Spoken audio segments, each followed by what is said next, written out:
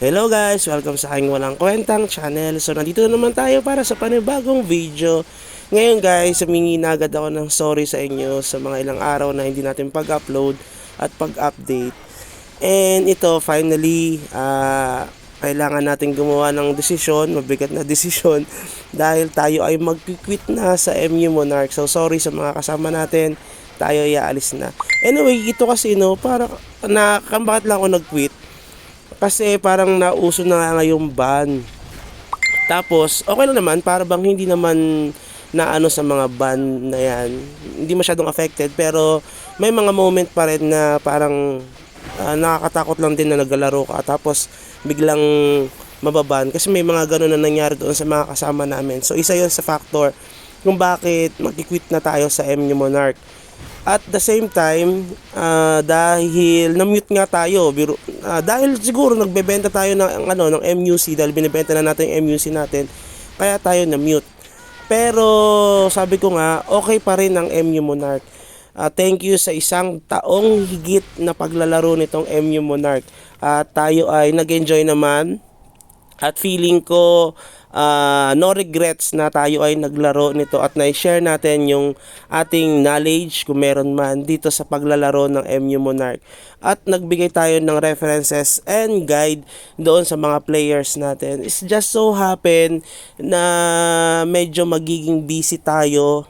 Actually hindi naman busy. Kumbaga parang gusto kong maghanap ng bagong lalaruin, no, dahil nga kumbaga panibagong buhay, ganun, new chapter in life, parang gano'n. So kayo ba guys, yung mga bagong naglalaro ng mga MU, please comment naman sa ating comment section sa baba kasi wala pa ako lilipatan.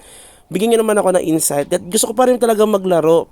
Okay, ito lalaruin ko pa rin naman siya kasi gusto ko ma-reach itong level 700 na ito para masuot ko itong mga inipon kong gamit nung tayo ay nasa 600 pa lang. At gusto ko rin naman ma-experience yung yung maps at the same time kung gaano ba kalakas yung ating character or kung kaya ba ng Grow Lancer doon sa 700 map.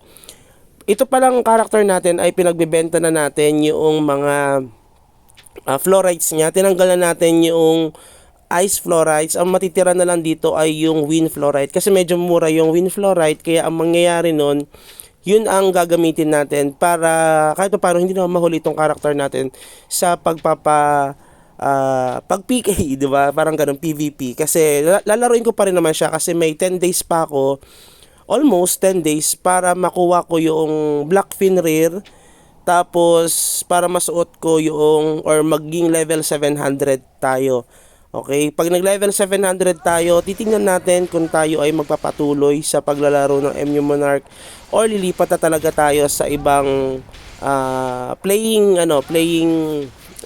outlet, no? Ano ba tawag doon? Basta yung mga RPG natin or level up games na lalaruin. Tapos ito pa, isa sa reason kung bakit ako nawalan ng gana dahil nga lagi nagfi-fail. Kahit na puno yung stone ko, lagi nagfi-fail. Ewan ko, may samalas ata ako sa pagka-craft. Alam niyo naman yan, kahit nga dun sa third wing ko, di ba? Nagka-craft tayo ng third wing, ang pangit ng lumabas. Kaya bumili na lang tayo ng crafted na wing na, di ba, na third wing. So, yan yung wing natin ngayon. So, alam mo, ang nakakatuwa lang dito kasi sa fluorides na yan, medyo nabalik yung iba kong nagastos. Biruin mo, nabenta ko na yung mga fluorides ko ngayon na parang total ng mga nagamit ko na nabentahan ko na fluorides, umabot din ng 10k or 11k ata. Okay, fluorides lang yon, yung pa lang yung nabebenta ko, hindi ko pa nabebenta tong wing. Ewan ko kung bebenta ko tong wing at yung iba pa. Tapos, syempre may mga malulot tayo dito, ibebenta rin natin yung mga items na yun para kahit pa paano mabawi natin yung mga nagastos natin dito sa MU Monarch.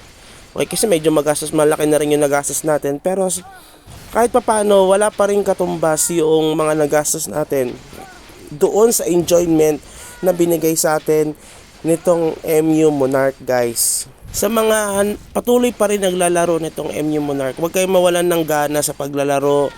Basta nag-e-enjoy kayo, ipagpatuloy nyo lang yung paglalaro ng MU Monarch. 'Di ba? So kasi ano pa naman enjoying pa naman itong paglalaro ng MU Monarch.